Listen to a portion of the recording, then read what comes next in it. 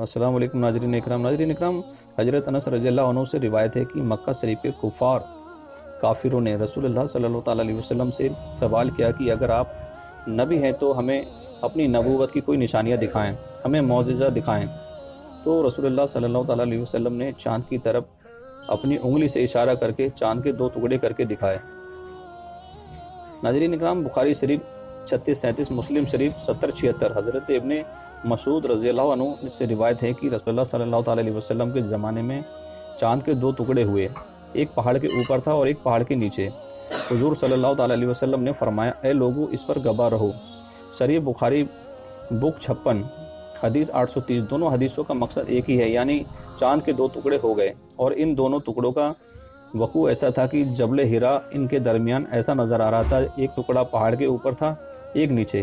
امام فخر الدین رازی نے فرمایا کہ کچھ لوگوں کو یہ بہم ہوا کہ چاند کے 2 ٹکڑے فرمان معجزہ کا ایک خطرناک امر تھا، اگر یہ واقع ہوتا تو تمام روئے زمین کے لوگ دیکھتے اور حدیث کے راوی کثیر تعداد میں ہوتے، اسی طرح حدیث متواتر ہوتی۔ حالانکہ یہ خبر واحد ہے، تو اس کا جواب دیا گیا کہ جو اس حدیث اور معجزے کو مانتے ہیں ان کے نزدیک کثیر مقدار میں ان لوگوں نے نقل کیا ہے، اس لیے یہ متواتر ہے کہ لیکن مخالفین کو ہو سکتا ہے کہ غفلت طاری ہو گئی ہو۔ جس طرح سورج کو گرہن لگتا ہے تو کوئی توجہ کرتا ہے اور کوئی نہیں کرتا ہے۔ علامہ نووی رحمۃ اللہ علیہ نے شرح مسلم میں اس کی وجہ بیان کی ہے کہ نبی کریم صلی اللہ تعالیٰ علیہ وسلم کے زمانے میں کثیر لوگ اس معجزے کو کیوں نہیں دیکھ سکے تھے۔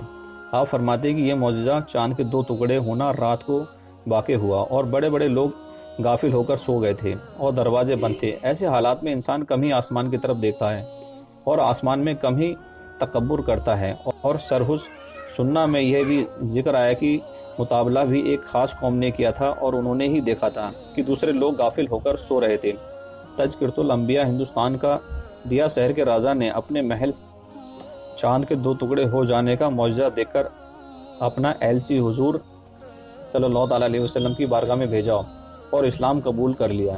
سوانح حرمین میں راجہ کا نام عبداللہ لکھا ہے، سیرت رسول عربی میں بھی۔